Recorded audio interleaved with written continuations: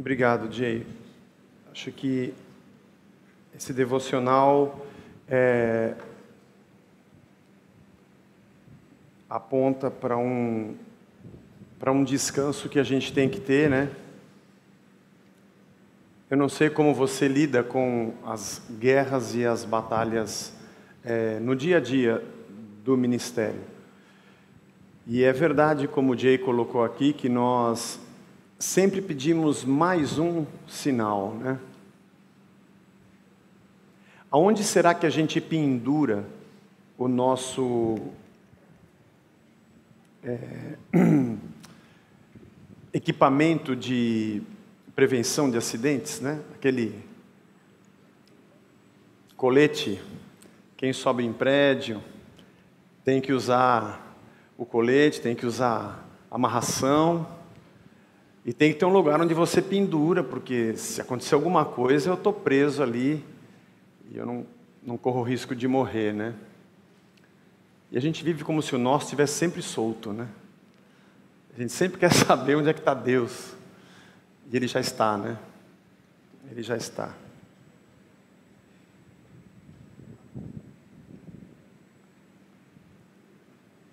Quem creu na nossa pregação? Isaías 53. A gente sabe de cor, né? E a quem foi revelado o braço do Senhor? Porque foi subindo como renovo perante Ele, como raiz de uma terra seca, não tinha aparência nem formosura. Olhámo-lo, mas nenhuma beleza havia que nos agradasse. Era desprezado e o mais rejeitado entre os homens, homem de dores, que sabe o que é padecer. E como um de quem os homens escondem o rosto, era desprezado, e dele não fizemos caso algum.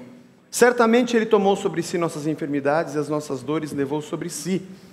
E nós o reputávamos por aflito, ferido de Deus e oprimido.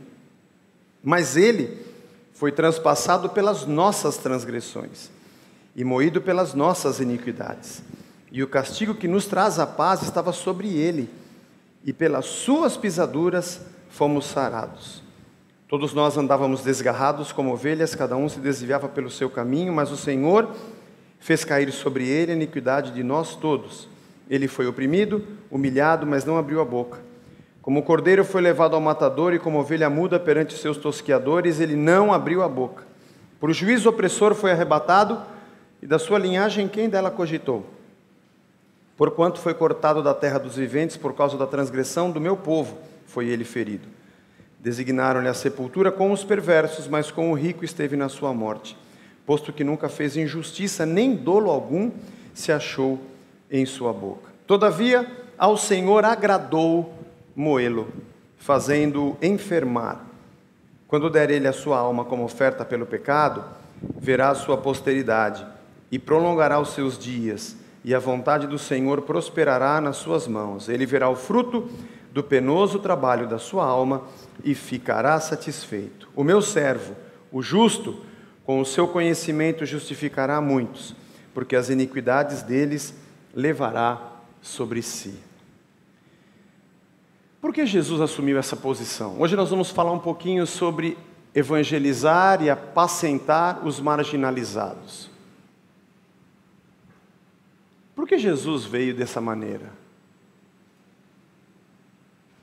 De acordo com a lógica do mercado da vida, se Jesus viesse triunfante como um cara rico, liderando um grande império, um grande exército e fuzilando todos que eram contrários à vontade de Deus, e viesse esbanjando riqueza e espalhando dinheiro para todo mundo, quem não aceitaria?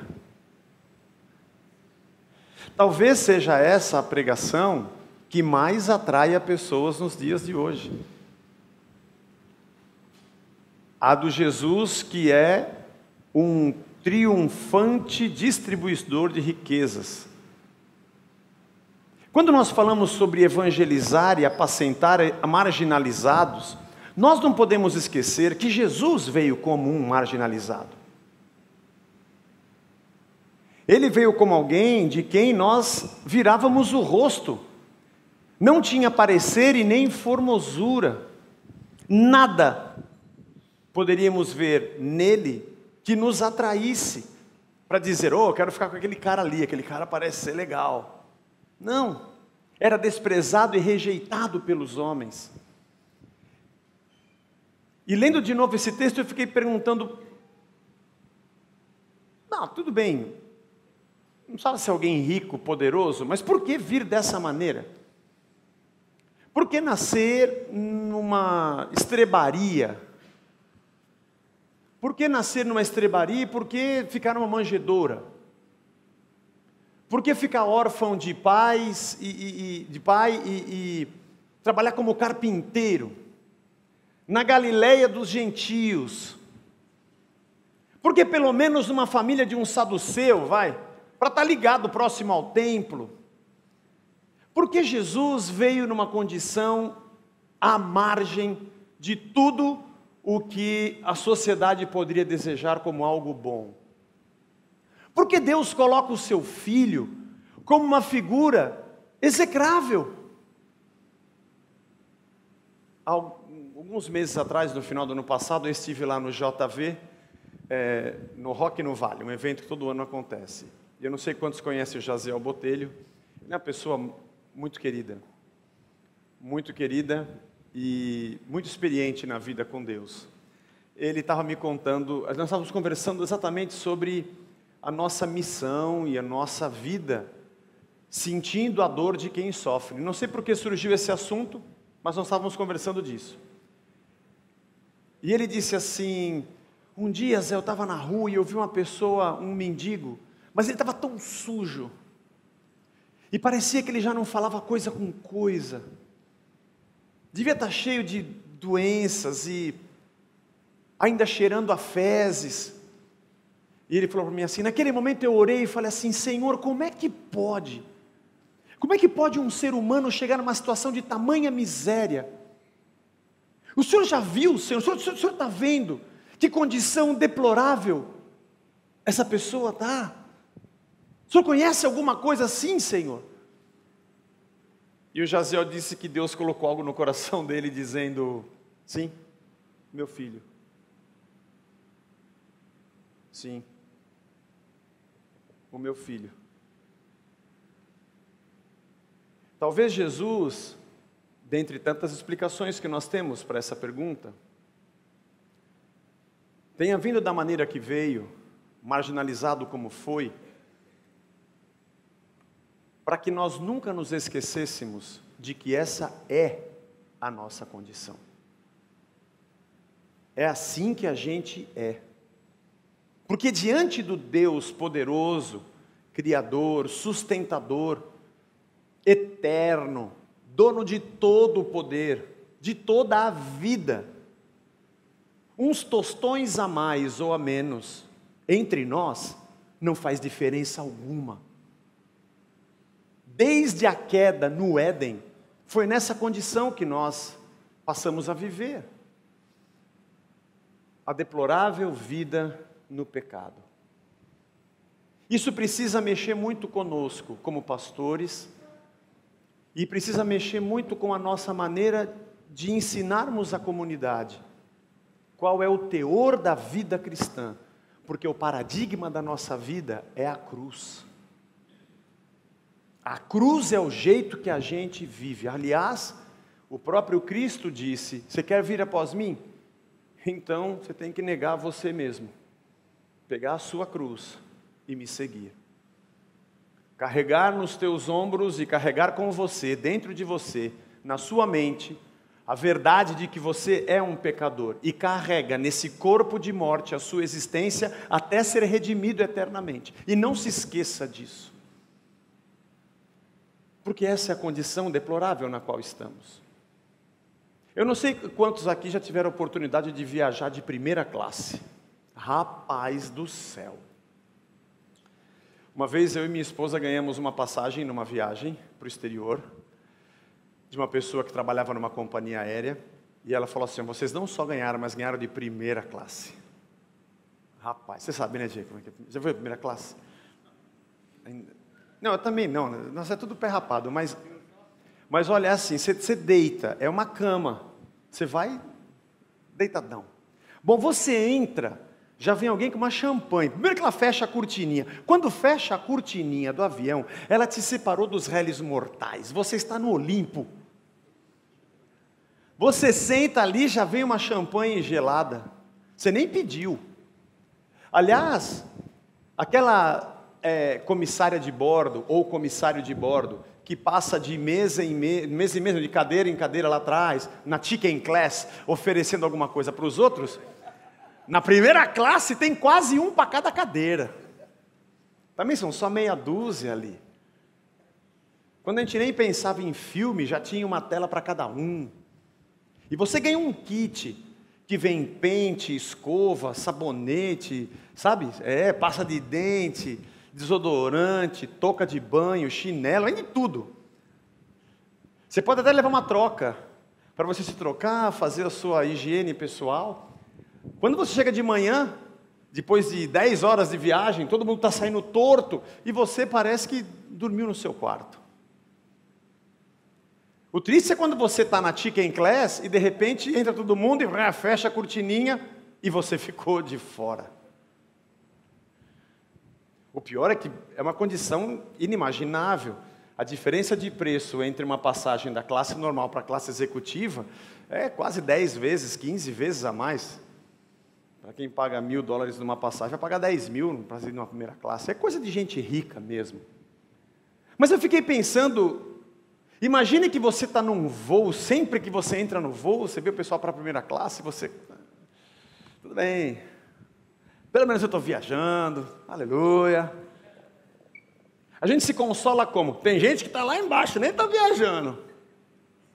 Parece que para me sentir bem, eu sempre tenho que estar melhor do que alguém. Eu tenho que estar acima de alguém para me sentir bem.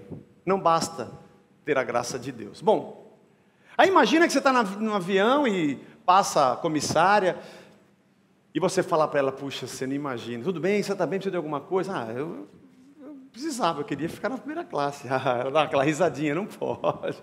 Você não podia deixar, cortina. É só 3 metros me separam. A distância de 3 metros custa $10 mil. 3 metros custa $10 mil. Que metro caro esse. Mas imagina que no meio do voo, começa uma turbulência terrível, caem as máscaras de oxigênio, e você percebe que a aeronave começa a perder pressão aerodinâmica e começa a cair. Será que está caindo? Será que ele está baixando? E a coisa está feia, todo mundo prendem os seus cintos, fechem as mesinhas, aquelas coisas todas. Dali a pouco vem a voz do piloto dizendo, olha, o piloto da aeronave fica em posição de impacto, porque em alguns instantes nós vamos cair. Deus nos ajude. Aquela gritaria, gente orando, outros rezando, gente pedindo perdão para Deus, fazendo tudo que pode. Aí vem a comissária do seu lado e fala, rapaz, aproveita agora, vamos para a primeira classe. O que você faria? Era isso assim que você ficaria? Afinal de contas, os 3 metros e os $10 mil que se separavam daquilo acabaram, pô. Corre lá e aproveita. Você diria, aproveitar o quê? Eu vou morrer. Às vezes eu acho que a nossa vida nessa grande espaçonave azul chamada planeta Terra, que está caindo e vai acabar, porque as Escrituras afirmam que a gente caminha para o fim, nós não temos consciência da situação decaída, de verdade em que estamos, na miserabilidade de vida finita em que estamos, e enquanto esse planeta cai, tem crente correndo atrás de ir para a primeira classe, para anestesiar a consciência de que Deus tem uma missão muito mais importante para nós, do que apenas um conforto. Ele se fez execrável, desprezível, como um de quem os homens viram o rosto. Não fizemos dele caso algum. Ele foi transpassado e perfurado pela nossa transgressão. Nós o reputávamos por ferido, hein? Ele já era ruim do jeito que ele estava, mas ele ainda levou sobre si as nossas dores. Pensar no marginalizado é pensar na realidade de vida que nós estamos. É que nós, depois que plantamos a igreja, a primeira coisa que a gente pensa é quantas pessoas vão vir, se a gente já tem gente suficiente para a gente poder alugar um local, se já tem um grupo de louvor que seja muito bom, porque afinal de contas a música atrai as pessoas. Se nós vamos escolher um livro bem legal para a gente sair fazendo uma série de pregações, de um escritor que tenha bastante consistência, porque isso também é importante, a gente faz um banner bem bonito na internet, coloca no Instagram. Aí a gente pensa se a gente consegue colocar umas cadeiras bem confortáveis, para umas pessoas com uniforme na porta para receber todo mundo.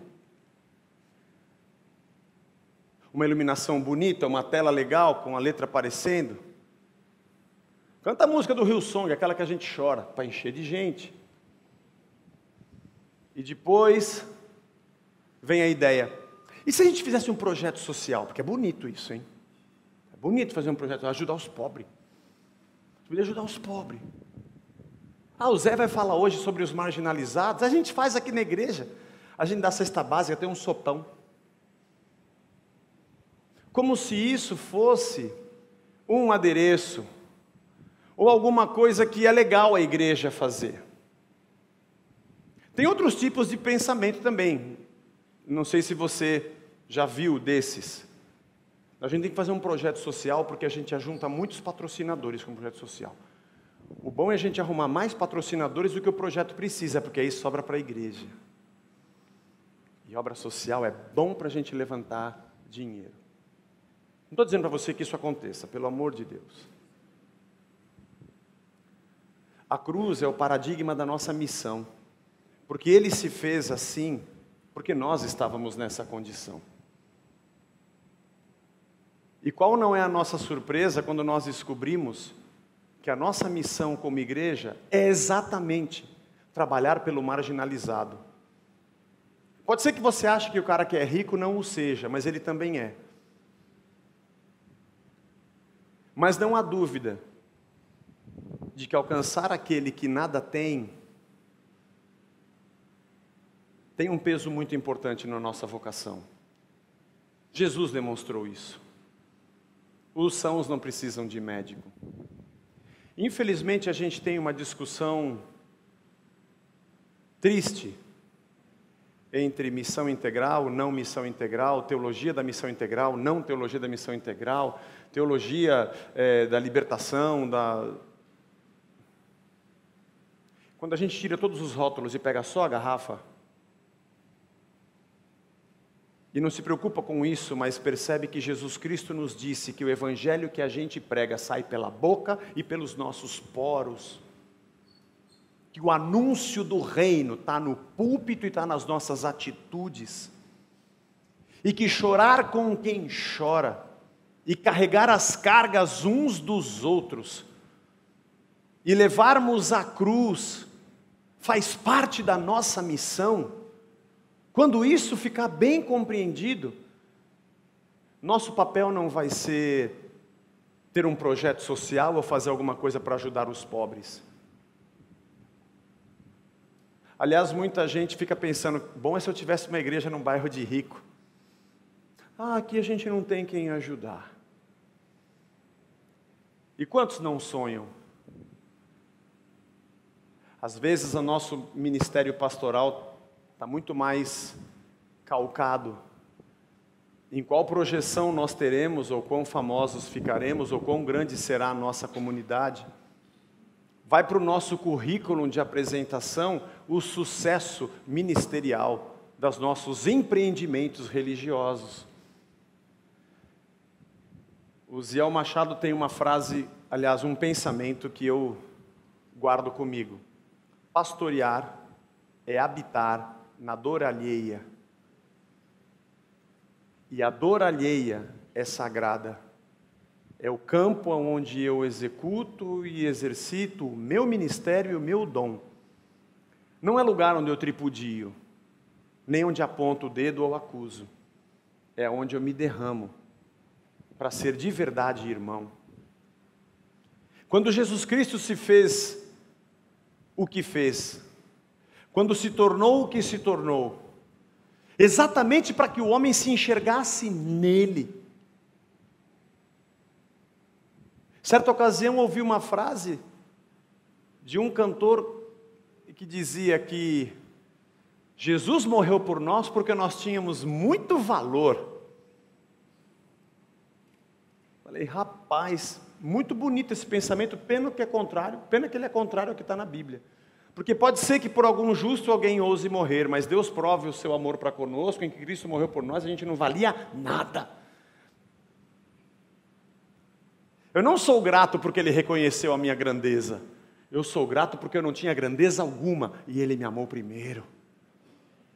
A missão de Cristo foi se aproximar daquele que não tinha valor algum. Qual é a nossa? O que pauta a nossa aproximação com aquele que está perdido? A sua condição financeira abastada, a projeção que ele possa me oferecer? Deus nos chamou para os marginalizados, sim. Deus nos chamou para aqueles que nada têm, sim. Quando alguém me pergunta, mas você acha que a pessoa vai ser salva porque a gente faz o bem? Primeiro faz o bem ou depois prega? Primeiro prega, depois faz o bem? Cara, eu não tenho tempo para esse tipo de discussão. Eu preciso pregar o Evangelho e viver o Evangelho. Eu não consigo separar as duas coisas, porque o que eu faço é o que eu prego e o que eu prego é o que eu faço. Me desculpe, eu não tenho tempo para discutir. Tem muita gente perdida. E a gente precisa habitar na dor alheia. Onde a gente prega um evangelho fútil, de progressos e serpentinas, nós criamos um auditório fútil, de gente que traz demanda, para que nós oremos pelo celular que se perdeu, ou pelo carro que ele foi comprar e não tinha a cor que ele queria. E nós nos deparamos com a futilidade de gente que está correndo para a primeira classe enquanto o avião está caindo. E nos esquecemos que Cristo nos chamou para vivermos o paradigma da cruz. Para irmos chorar com quem chora. A maneira como ensinamos as nossas comunidades vão determinar se o povo com quem compartilhamos a nossa vida cristã vai viver a maturidade de quem reconhece a sua condição de pecador e vive aos pés da cruz, e é sensível àquele que sofre, ou se é um fútil, que vai nos trazer as demandas mais absurdas e fúteis que a gente possa imaginar. Nós somos um sacrifício. Jesus não fez um sacrifício apenas para que nós entendêssemos a sua obra salvífica, e isso já é fabuloso, mas Ele nos chama a sermos sacrifícios vivos, santos e agradáveis a Deus. O nosso culto lógico é compreender que a minha vontade tem que ser crucificada para que eu cumpra a dele. Interessante, eu vinha vindo do aeroporto para cá, o Renato me pegou no aeroporto e veio contando a história dele. Ele trabalhava na Compassion, né? Cadê o Renato? Está por aí. Está lá. E ele recebeu 2 convites. Um para trabalhar em Orlando, eu aceitava na primeira. Não precisa nem orar. Lógico que é de Deus. E o segundo convite, que foi na verdade o primeiro, era o convite do Jay, para trabalhar no Rio de Janeiro. Né? E ele falou assim, não. Onde Deus está?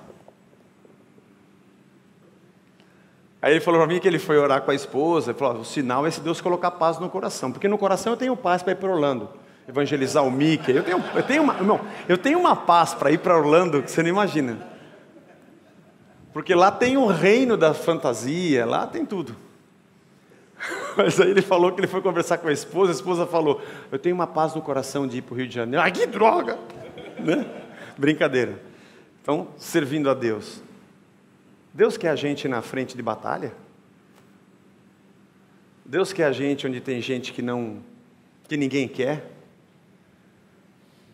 Estamos convictos de que Deus nos mandou no meio de uma geração corrompida, pervertida e perdida, na qual nós devemos resplandecer como luzeiros no mundo? Nós temos a consciência de que nós, como pastores e como igreja de Cristo, temos uma resposta a essa sociedade. Jesus entra em Samaria, senta na beira de um poço. Bom, já começa, se você conhece João 4, eu quero concluir com esse pensamento. Jesus entra em Samaria, acho que os 12 discípulos que eles saíram da Judéia para Galiléia, e diz o texto que ele tinha que passar por Samaria. Eu imagino os discípulos conversando um com o outro. Por que ele não deu a volta? Por que passar por Samaria? Será que ele não sabe que aqui tem os samaritanos? Eles têm um outro templo genérico aqui no Monte Gerizim. Eles não são judeus de verdade. Já tinha muita treta. Mas ele vai.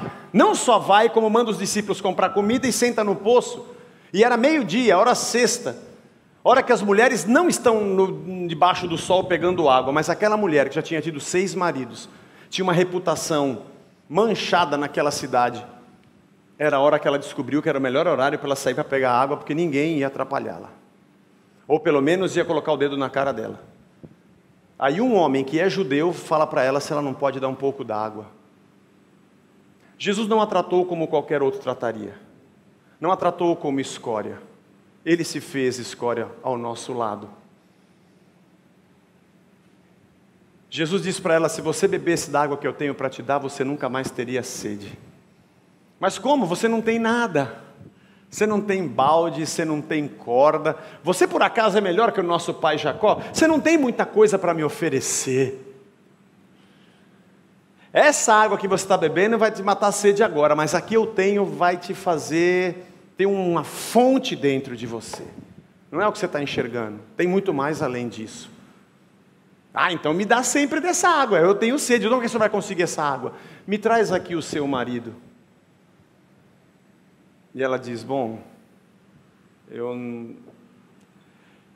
quer dizer, não é que eu não tenho. Eu tenho, mas vai dizer que eu tenho. Não é que eu não tenho, mas eu tenho, mas não tenho.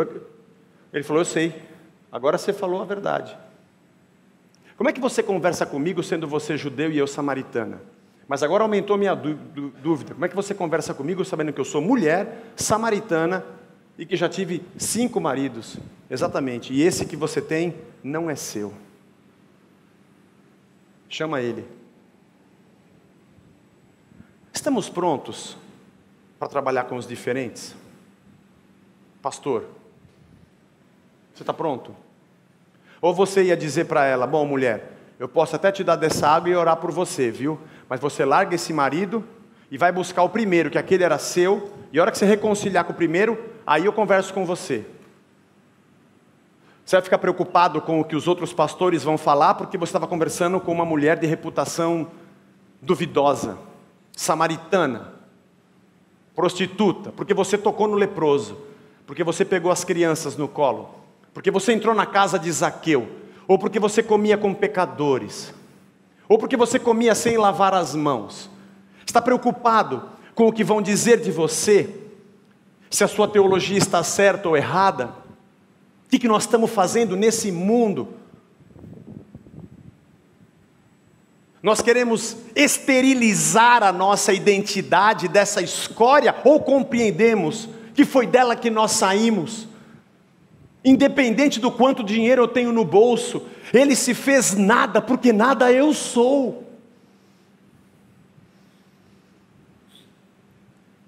Ele não perguntou para ela se ela tinha o primeiro, se tinha certidão de casamento, se aquele... Traz esse aí mesmo. Será que se vierem 10 leprosos na nossa frente, nós vamos dizer: bom, Deus me revelou aqui que vocês 9, não vão voltar não. Não, eu vou. Não vai porque Deus já me falou. Jesus sabia quantos voltariam e quantos não voltariam. Ele sabia se ele ia curar e ajudar uma pessoa, e aquela pessoa ia vir para a igreja dele. Ajudei essa pessoa, nós ajudamos ela, sabe, a família dela, agora foi para outra igreja. Gastamos com ela aqui, está dando dízimo lá. Esse é o modelo de serviço. O que a nossa mão direita faz, a nossa esquerda é cega e não vê. Fazemos o bem porque queremos usar como uma isca para atrair gente para o nosso aprisco. Ou cuidamos daquele que sofre porque habitamos na dor alheia? Fazemos o que fazemos não porque teremos resultados, fazemos o que fazemos porque Ele fez por nós e eu quero ser igual. Eu quero negar a mim mesmo, eu quero tomar a minha cruz e eu quero entrar no meio da batalha. Na igreja de Times Square, em Nova York, quando houve a queda das Torres Gêmeas, na semana seguinte, você encontra na internet, o pastor Carter Conlon trouxe uma mensagem. E ele dizia que ele se sentiu tocado por Deus. Enquanto as torres caíam, os bombeiros corriam e diziam para as pessoas: corram, corram para salvar a vida de vocês. Corram e saiam para longe daqui. E enquanto eles ajudavam as pessoas a correr para longe do conflito, eles corriam para dentro do conflito. Senhor, eu quero ser aqueles que correm para dentro do conflito. Dane-se o que vão dizer a meu respeito. Eu só quero ser achado fiel diante do meu Deus. Nós temos um país corrompido. Nós temos uma classe política que a gente nem pode chamar se é classe, se é bando, se é matilha, clã ou quadrilha. Nós temos o sexo na porta dos nossos filhos, identidade de gênero, problemas com a promiscuidade, droga que se vende em qualquer lugar que a gente queira. Nossas cidades, São Paulo não é muito diferente do Rio, só é um pouco maior, a gente vê menos. À beira da desordem pública, sem comando. E o que eu e você vamos fazer? Esterilizar as nossas portas? Dizer que aqui só entra gente perfeita? Que você precisa consertar a tua vida para que Deus te aceite? Ou vamos dizer a eles que Jesus Cristo se fez um de nós para buscá-lo aonde ele estava? Eu não sei se ele vai voltar para agradecer. Eu não sei se ele será o leproso que deu glória a Deus ou um dos 11 que nem voltaram para dizer alguma coisa. Eu sei que Cristo me mandou levar a sua palavra que transforma e cura. A tocar no leproso e a abraçar aquele que está perdido e marginalizado. Foi isso que ele mandou a gente fazer. Nós somos luz do mundo e sal da terra. A nossa missão tem o paradigma da cruz. Ele nos chamou para sermos sacrifícios vivos, para entrarmos no meio do conflito. A gente vai ter que ter muita paciência, porque talvez a prostituta demore muito tempo para deixar de ser prostituta. E pode ser que o maluco que está drogado vá 10 vezes para a casa de recuperação antes dele começar a dar sinais de arrependimento dentro da igreja. E pode ser que aquele que a gente acha que tem um trejeito que a gente não gosta, nunca perca o seu trejeito.